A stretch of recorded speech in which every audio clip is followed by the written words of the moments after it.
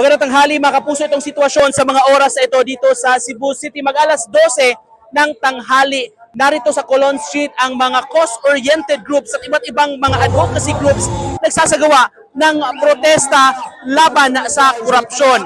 Mula kanina umaga, nagmarcha sila sa may Fuente Osmeña Circle papunta dito sa Colon Street para ipahiwatig ang kanilang sentimiento sa korupsyon.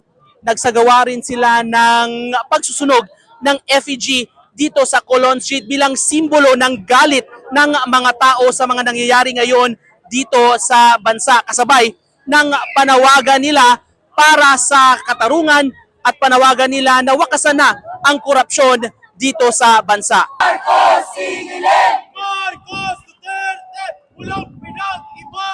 Parehong tuta! Diktador pasista! Labi na sa grabing kinawatay karon niya asa ang bagong alyansa sa Makabayan tinaw nga iyang panawagan nga mahiya naman sila. Ako si Nico Sereno ng GMA Regional TV nag-ulat para sa GMA Integrated News.